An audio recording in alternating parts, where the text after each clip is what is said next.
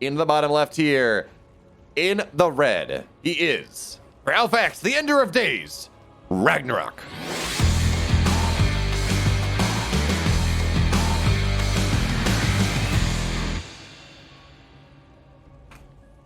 And in the upper right, in the blue, he is the 5th race, the nth race, the perfect iteration and the perfect expression of Terran play, as close as we can get here on planet Earth. He is MARU.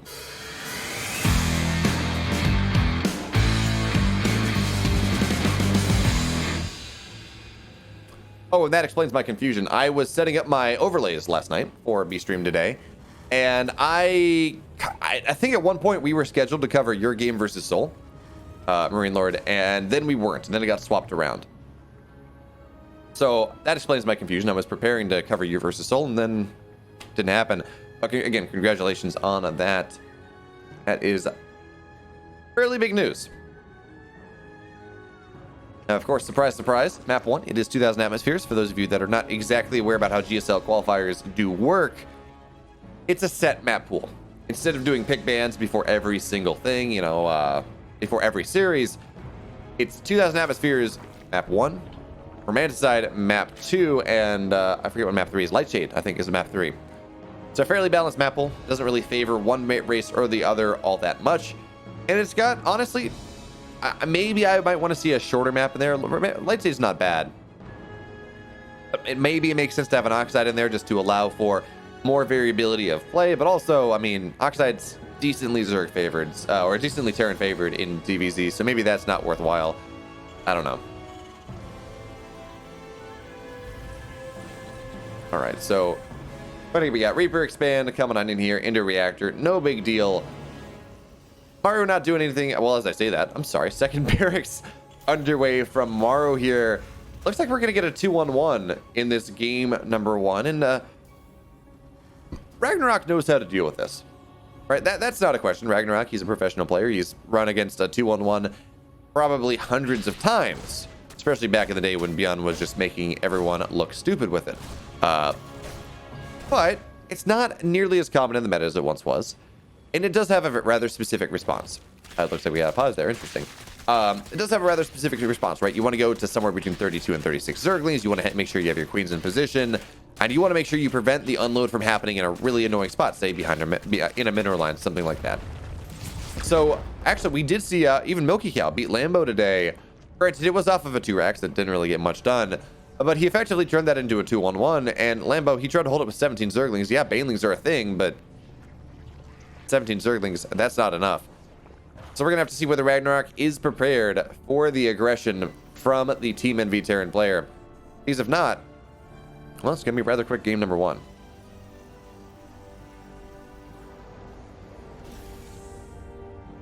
Yeah, MARU is always, it's kind of funny.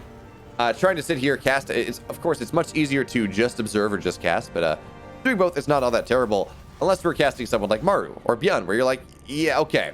I see something happening, so I got to immediately, A, make sure I'm observing this fight properly, and B, look on the other side of the map, because I guarantee you there's a drop or another push or something, and it's crazy. Like, oh, I guess Clem's another example where you're just like, okay, these players, I know they're not microing in 2 places at the same time, because I mean, it's not possible, but they are certainly making it look like that's the case.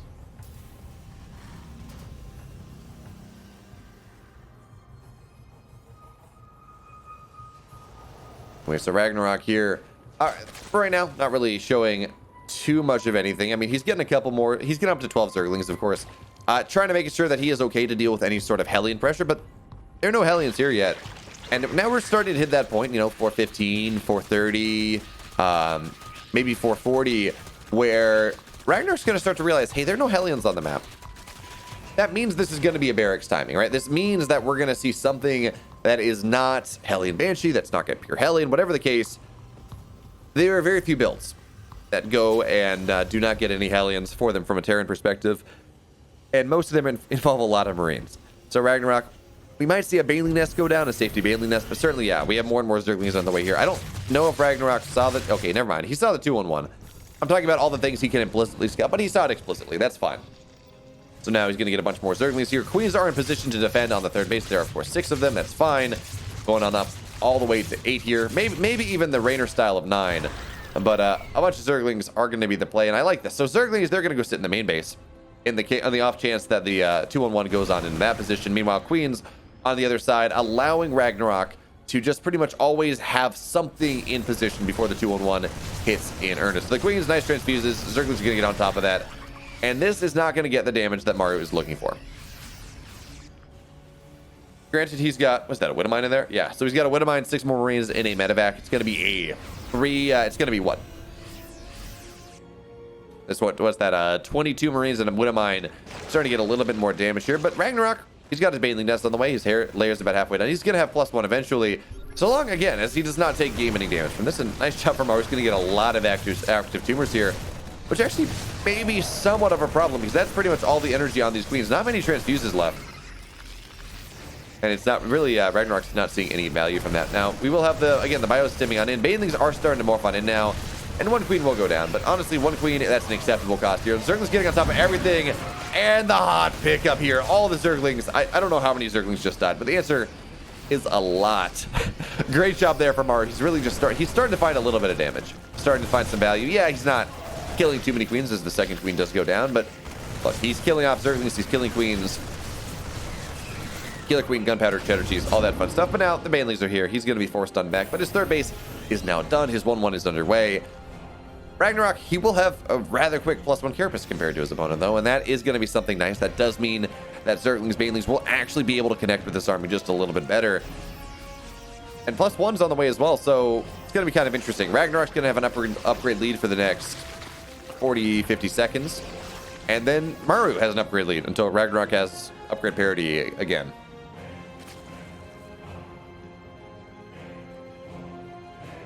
Yeah, why is MARU so good? It's kind of funny. I'm looking at this. I'm like, MARU's not getting much. Then he gets like all the Queens and a bunch of Zerglings and hot pickups and doesn't lose anything.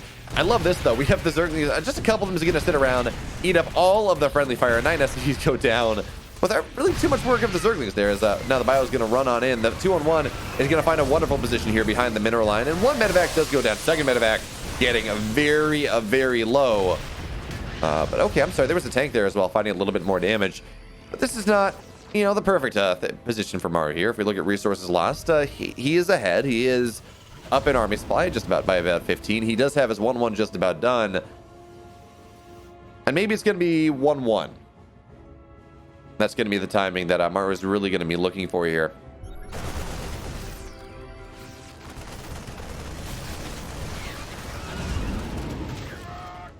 Now, okay, armory on the way. He's not really going to lose too many steps. I mean, his 2T will be delayed a little bit. His armory is not maybe quite as quick as it could be. So that means that RAGNAROK actually is going to pull ahead in upgrades even more so. But oh, look at this. A bunch of Queens are going to go down on the left-hand side here. Drops, again, finding value. Banelings, they're going to scare it away. That's true. But again, resources lost just continues to grow. It is a 2,000 resource differential. Resources lost differential at 8 minutes into this game. That's a lot.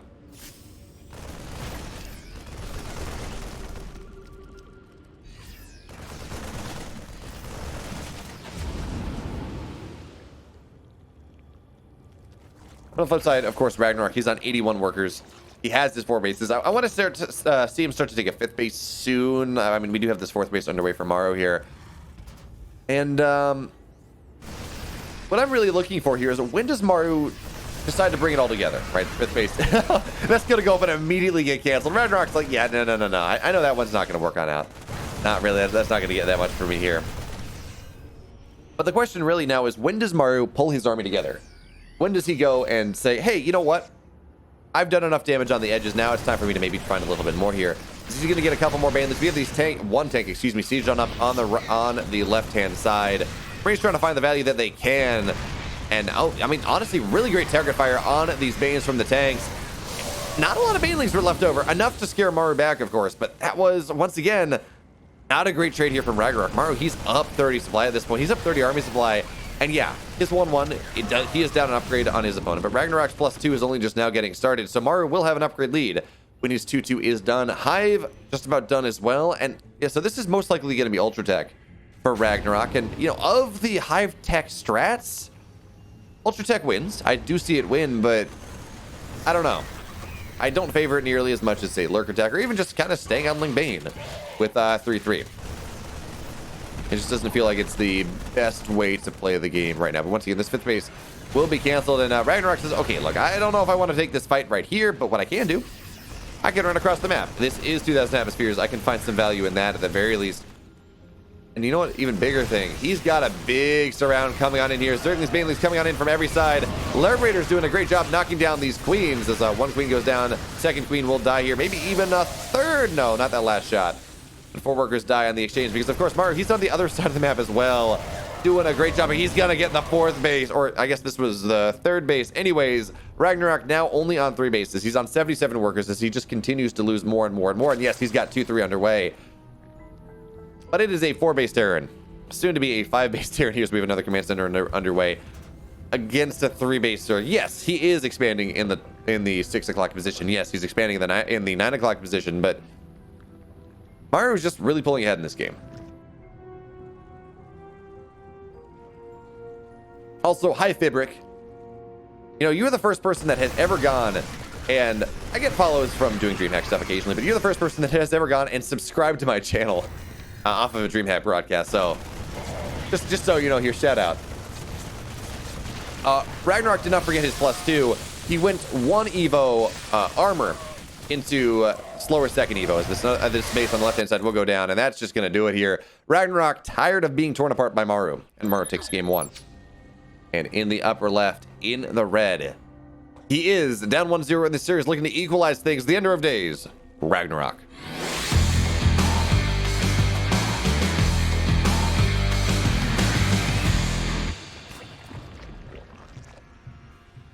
And in the bottom right, in the blue, up 1-0 in this series, the 4th Horseman, the Master of the Apocalypse, MARU.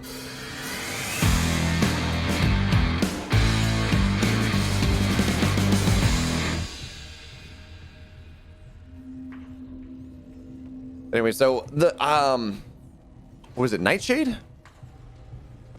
What was that, what was the map that was just ludicrously Terran favored? There was just a pushing position outside of the 3rd that was just kind of silly. I forget what it was called. It wasn't Nightshade. Anyway, the first time we ever saw RAGNAROK versus MARU was on that map. At least the first time I saw, well, that's not quite true, but yeah, the first time I saw MARU versus RAGNAROK, right? In the GSL was on, shoot, I can't remember what the map was called. Anyway, it was super short. It was like the most Terran favored map. For quite a while. It was kind of gross. Point being, RAGNAROK kind of got bopped in that series against MARU the first time we saw him in the GSL. And regardless of what happens in this series here, it is a massive marker of RAGNAROK's improvement since he's been on part of Alpha X, since he has continued to improve here in the scene, where he's not just falling over and dying to MARU's push like we saw a year and a half ago. He is able to hold a candle, and yes, he did lose at the end of the day from just really paper cuts that MARU was able to inflict on him. But still, he looks a lot stronger in this matchup, and looks a lot stronger in general. So that is, of course, just testament to his work ethic, to his skill, and to the support that he gets from Alpha X, from coaching and replay analysis and everything else, to make sure that he is the best possible player that we can field. A little bit of an Alpha X plug there, a little bit of a compliment for RAGNAROK. It's folded together, it's fine. Anyway, Reaper expand here from MARU once again. And hey, look, he's going to get a Zergling. That's a surprise. Wait, is he going to get a... He's not going to get a drone here, too, is he? No, no way. Wait, no. No. Okay, well, I'm like, man, there's maybe a little room there for the Reaper to go and sit on top of the sport position so he can get one. But the Queen's out, and if Reaper had done that, it would have died. And MARU just wants to have his map control, right? He wants to have the Reaper for the Hellions later on. Yeah, call me Topin. No 2 racks. That's once in a series.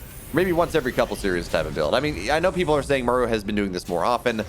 Not that I have seen, but again, I'm not omniscient. I don't see every match that happens. Unfortunately, I wish I could. I wish I could just sit here all day, every day, watch every single game of StarCraft, a professional StarCraft of coverage of commentated StarCraft that gets played, and, you know, have fun with that. But unfortunately, that's not the way the wind blows. That's not the way life works.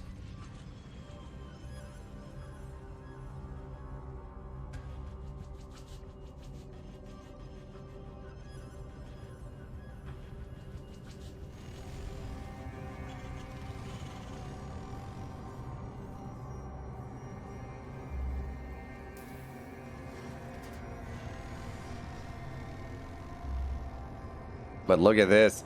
Yeah, it's no 2 racks here for MARU, but that's a fusion core. Do you like battle cruisers? Battle cruisers are fun, and I like how MARU, he's selling this. Not only, right, is he building the safety Banshee. Well, he's not building a safety Banshee yet. He's building his Viking, but not only will he start to build the safety Banshee, but he's pantomiming Cloak. He says, yeah. Actually, I don't know. Actually, look, this is pretty cool. So, never mind. I thought he was maybe going to put the Banshee in production anyways. Of course, that's kind of what you want to do if you're worried about any sort of roach timing. And I'm actually very surprised we don't see that, because RAGNAROK, he's a roach boy. He is made of the same cloth of players like Dark and Vanya, where they are going to go roaches at many opportunities, but maybe not against MARU. I don't know what the games on ladder here say about that. But anyway, yeah, we have battle cruisers underway, and I think we're going to actually, you know what? Battle cruisers are underway here. We have a double gas on the natural before 5 minutes. This is Mech for MARU. And this is something that he's been experimenting with more and more. We saw it go 2-1 against Raynor in the DreamHack Masters Grand Finals, which, again, anything that goes 2-1 against Raynor, that's good. And we've also seen him doing it in almost every match. I haven't seen any MARU Mech in TVP, but I have seen it in TVT. I did a best of 7 with Rushy as my co-caster. A lot of fun for the PC Foreman Grand Finals. It was MARU versus Bjorn. And MARU played 2 games of Mech. One of them was on Romanticide, and he won 2 games of Mech there in TVT. So that was pretty cool to see. Now the question is, how long until RAGNAROK scouts this? I mean, right now he's in the anti-bio play. He's like, yeah, Spire's underway. I got a lot of Banes. I got a couple Banelings defensively. I'm going to see Baneling speed eventually, whatever. But again, it's Mech. Mutilating Bane, not the best against Mech. As now the Hellions are going to look to dive on in, and we have a battle cruiser just looking to teleport on top of them. The Queens are not in position, not enough of them. There are 7, but 3 of them, they're elsewhere. And so one Queen's going to go down immediately. Second Queen's going to get targeted on down. Of course, notice MARU here. He's targeting down the high energy Queens. As the Hellions, they're going to get on top of all of these workers. And yeah, the battle cruiser is eventually going to get shooed on out, but not before 7 workers go down. And it's another undefended mineral line. This is, this is a scout on the Spire as well, which is going to be fantastic here for MARU. B, 18 workers have gone down, and C, because the Spire has been scouted, we're not going to see the battle cruiser hang around, maybe try to get a little bit of extra damage. No, he's going to go, and there's still 3 Hellions remain. Maybe that's going to be another shot, but not enough. So many of these drones are so low. 23 workers go down anyways, as the landed Viking finds more. How many does this have? The landed Viking got 10 workers by itself.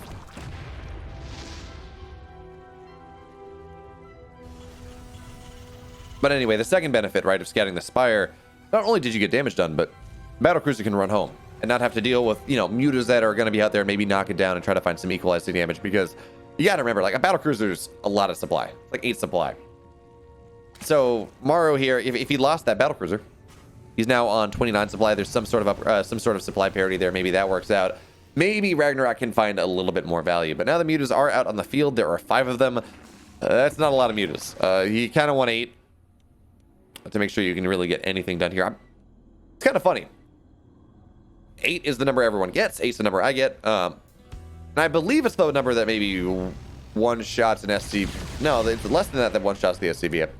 But really, I guess it's more 8 mutas is just how much gas you get in a normal game.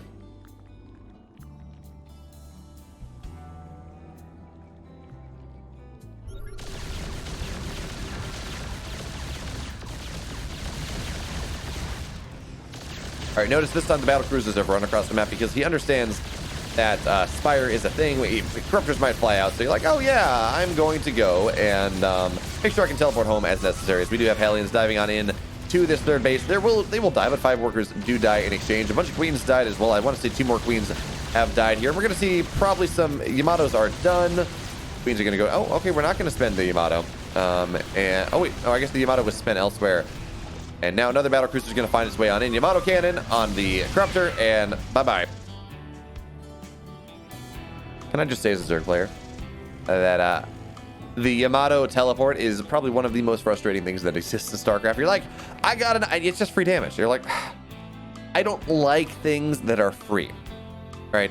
And I understand. I mean, there's some execution, right? You got to go shift-click Yamato and teleport. But I don't like things in StarCraft that you get for free.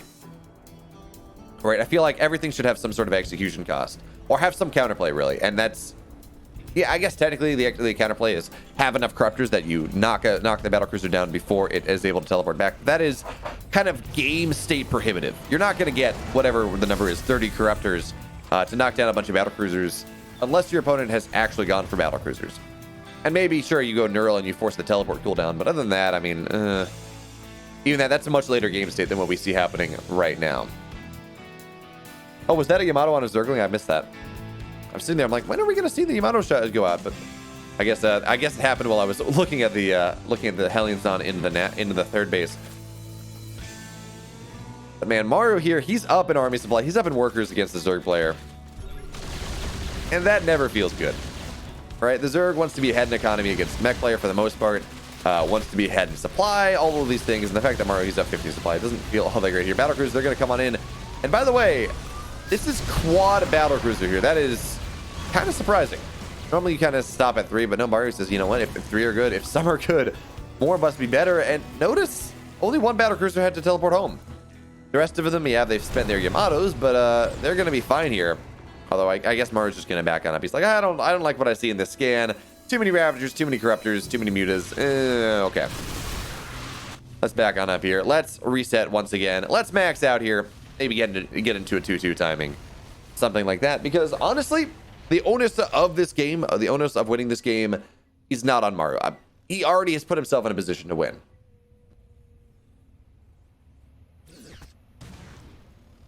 And what I wouldn't give for some Zerg unit that is able to remove energy from opponent units in some way, shape, or form. I mean, we have feedback, sure, that does damage. We have EB that does blanket energy removal. It'd be nice if Vipers actually could just like suck energy from other units. You know, secondary use of an abduct or something. I don't know. Maybe that gives Vipers too much utility. Anyway, it kind of feels weird. You know, anyway, that's fine. We have a bunch of Cyclones here locking on top of this base. Mech Field Accelerator is not done, so it's not going to kill it quite as quickly, but we have Thors with high impact payload mode. It means this base is most likely going to go on down. Tanks shelling on in from behind means that the Roaches Ravagers, they're not really going to succeed getting on in. Again, it's a staggered attack, and this base is now dead. The battlecruisers, they got another mission. They're going to try... They might even try to take this base down, honestly. They got 4 Yamatos, and the army is really not in position. But now it's going to fly on back here. So we're going to see quad Yamatos into death, and actually the one battlecruiser will go on down. Second set of Yamatos going on down. Second battlecruiser survives. Okay, but one's dead. That's fine. That's something. Meanwhile, RAGNAROK actually crushes the fight on the left-hand side.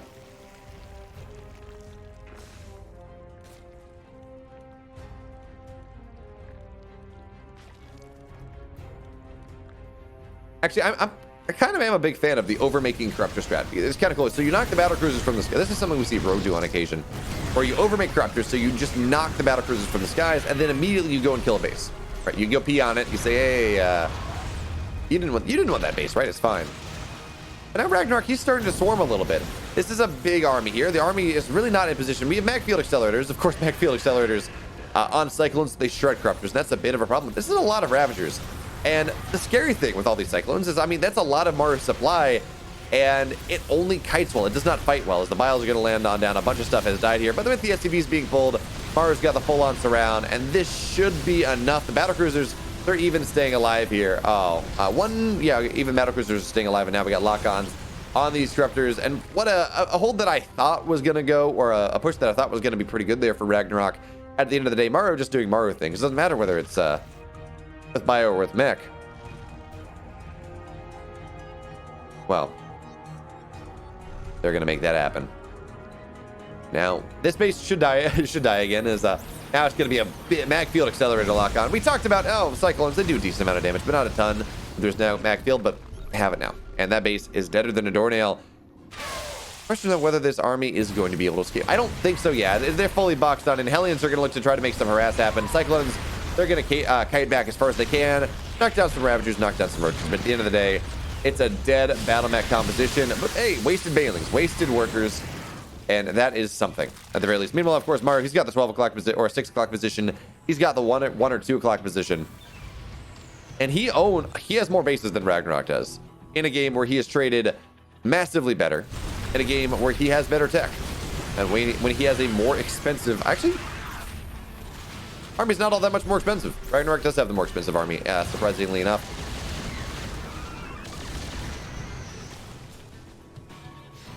Moving on in once again. By the way, this hero Widow Mine has done a lot in this game. I mean, it only has 2 kills, but it has done a lot of damage. And yeah, Ragnarok, he's like, okay, look, I'm never breaking my opponent here. I'm too far behind. I can qualify through the loser bracket. Okay, Maru, congratulations. You're on into the finals. You're going to face the winner of Zest versus Nightmare to qualify for Code S.